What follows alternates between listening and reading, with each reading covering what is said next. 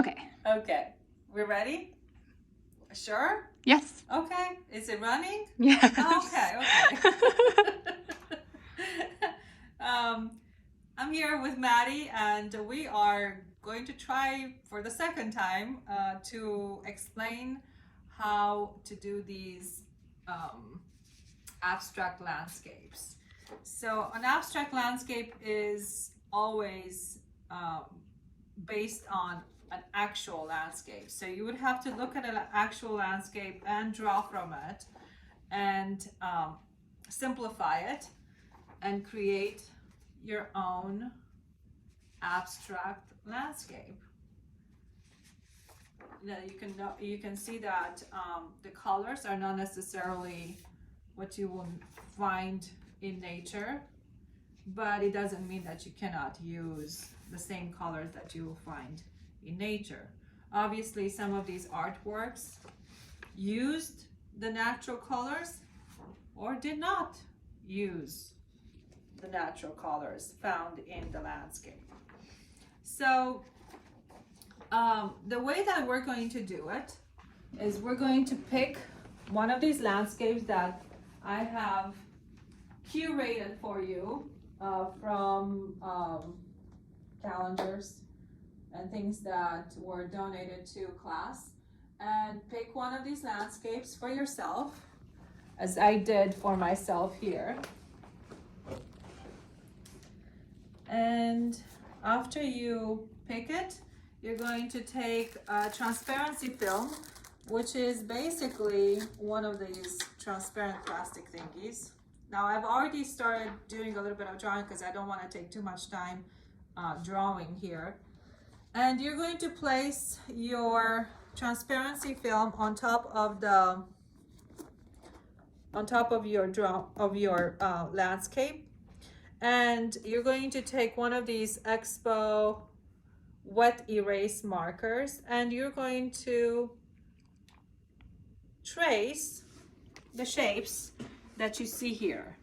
Now, the whole idea behind doing this is not to focus on too many details. You don't want to have so many details that you're just going to be overwhelmed. You want to focus on the main parts of it and make sure that you have enough information so that you still have a landscape in there. And the way that I did this, I literally just outlined everything like I'm gonna do now here with this bridge.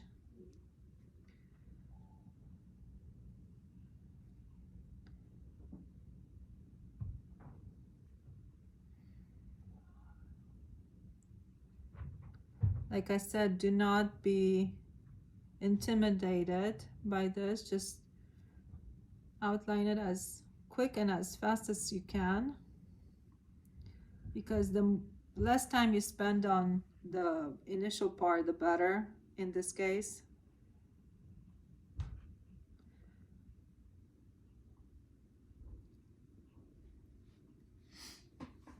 So I have omitted, as you can see, I've omitted some trees. I don't have every single one of these trees in here. I don't have the leaves, obviously. I have most of the rocks because I think they are very important in this particular case. I even have some of these smaller rocks in order for my artwork to have a bit of interest.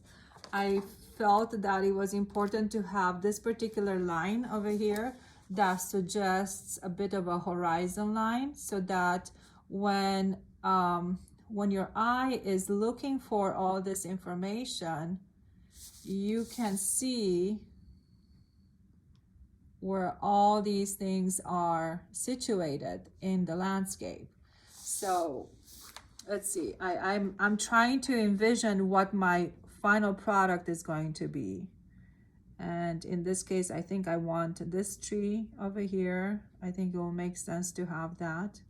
And the really cool thing about working on a transparency film is that you can erase very easily. I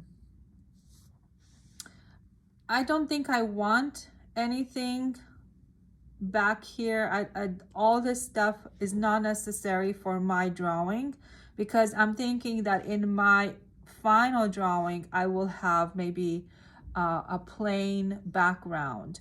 That way, all this busyness over here will have a bit of a breathing room up here. So when you are tracing, you have to be aware of some certain things that you may or may not want to have in the artwork.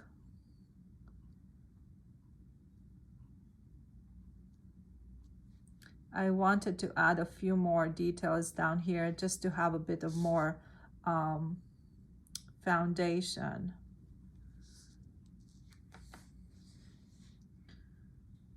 So this gives me a very good idea.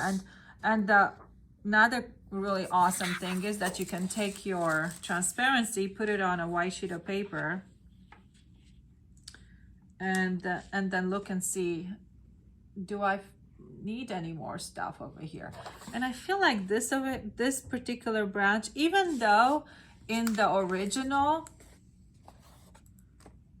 it's kind of like stopping right there, as you can see, I feel like that's just too weird. So I'm taking my artistic license and now I'm going to add that piece right there to make sure that, you know, it looks more interesting.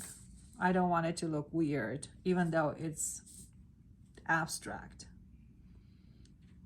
Once you have your whole entire composition established, and I think that's a pretty good composition, don't you think? Yeah. Yeah. Then you just trace it onto your white sheet of paper. And the way I like to do it is literally just do that. Put it on the back side of my drawing, and then with a pencil, I mean, if you look at it, I don't know if you can see it on the camera. Can you see it? Can you see any of that? Now I can. I had to zoom in. I have a couple of light tables, and I think we can plug in some more.